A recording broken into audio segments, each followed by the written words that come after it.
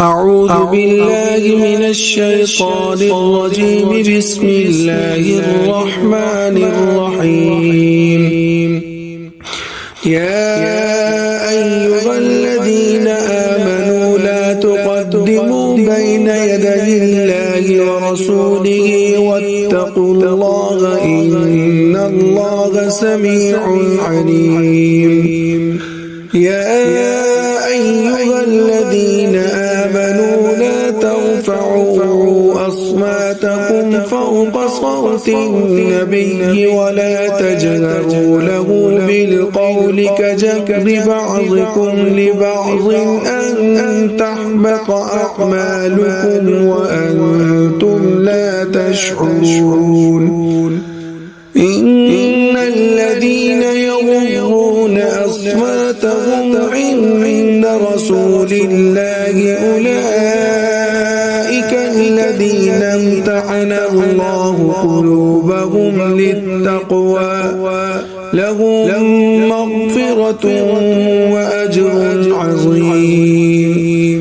إن الذين ينادونك من وراء الحجرات أكثرهم لا يعقلون.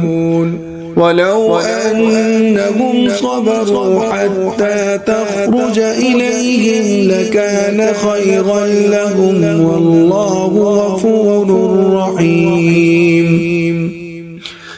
يا أيها الذين آمنوا إن جاءكم فاسق بنبأ فتبينوا أن تصيبوا قوما بجهالة فتصبحوا على ما فعلتم نادمين. واعلموا أن فيكم رسول الله لو يطيعكم في كثير من الأمر لعنتم ولكن الله حبب إليكم الإيمان وزينه في قلوبكم وكره إليكم الكفر والفسوق والعصيان أولئك هم الراشدون فضلا من الله ونعمة والله عليم حكيم. وإن طائفتان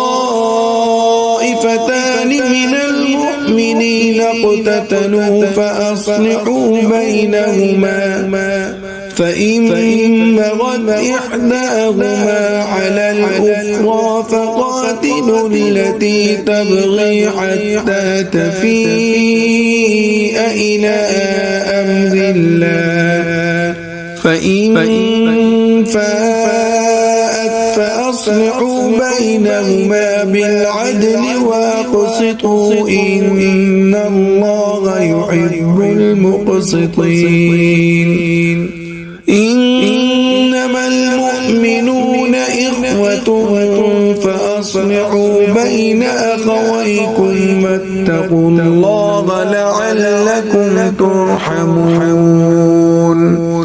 آمنت بالله صدق الله العظيم.